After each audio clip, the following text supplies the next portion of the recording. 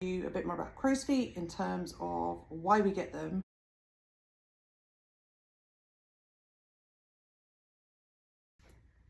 Oh yeah, so really quick video just to tell you a bit more about crow's feet in terms of why we get them and what we can do about them.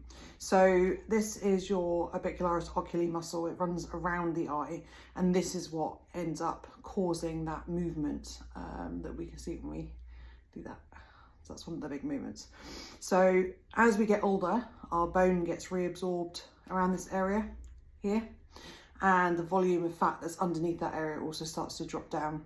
Other factors that can affect whether we get crow's feet or not, apart from if we smile or not, which I don't smile very much, I tend to frown, so I don't get lots of crow's feet, but other people do. Other things like lifestyle factors, so whether you wear SPF or whether you smoke as well, because that can degrade your collagen in that area. That's another factor that can cause it.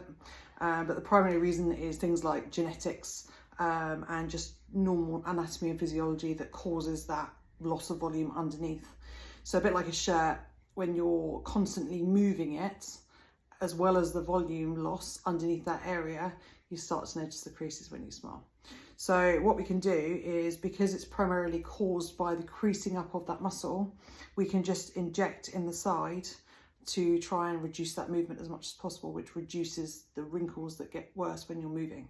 Now, if you've got wrinkles that are there even when you're not moving, Botox can help stop that movement, which eventually, when they've stopped doing movement for long enough, it will actually drop those out. Again, a bit like a shirt. If you've got a shirt that's crinkled and you leave it upright for long enough, especially if you leave it in the bathroom, the steam will eventually let it drop out. So this is exactly the same.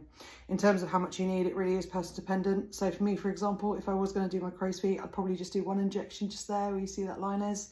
For people that have got multiple lines, what I tend to do is I tend to do one at the top line, one at the bottom line, and one right in the middle. And I do mark every single time just to make sure that I can maintain that consistency, and so that everyone is getting the same thing every single time, depending on what their needs are. So for some people, I might give one injection, for some people, I might give 2 injections, some people might give 3. It just depends on what they've got.